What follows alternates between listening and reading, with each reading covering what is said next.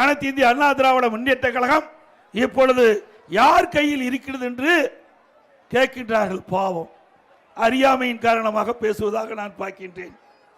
இது கூட தெரியாமல் ஒரு கட்சிக்கு தலைவராக இருக்கு சொன்னால் அவரை நம்பி எப்படி தொண்டர்கள் இருப்பார்கள்? சிந்திச்சு பாருங்க. இவ்வளவு பேர் இருக்கிறீங்க, இவ்வளவு பேரு அண்ணா திமுக தொண்டர்கள், நிர்வாகிகள், அனுதாபிகள்.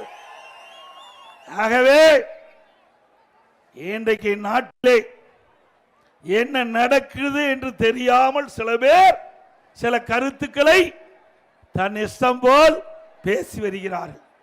ஆனா அண்ணா திமுக அப்படி இல்லை. நம்முடைய தலைவர்கள் தோற்றுவித்த கட்சி, நம்முடைய தலைவர்கள் தோற்றுவித்த கட்சி.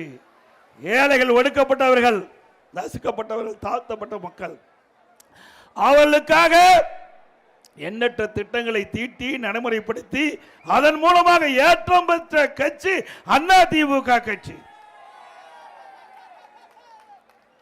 ஒரு மரம் எடுத்தவுடனே பலன் தருவதில்லை. முதலிலே செடியை நடுவோம், அதற்கு தண்ணி ஊற்ற வேண்டும், அதுக்கு பராமரிக்க வேண்டும், எரு இட வேண்டும். அது மெல்ல மெல்ல பெரிதாகி மரமாகி பிறகு அந்த மரம் பூ பூத்து காய் காத்து கனி கொடுக்கும். அப்படித்தான் ஒரு இயக்கமும். சில பேர் கட்சி ஆரம்பிச்ச உடனே இமாலய சாதனை சாதித்த போல பேசுறாங்க, டைலாக் பேசுறாங்க. நாங்கெல்லாம் அப்படி இல்லை.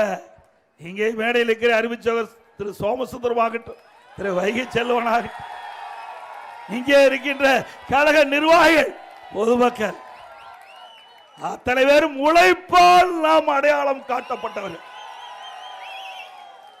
உழைப்புதான் நிலைக்கும்.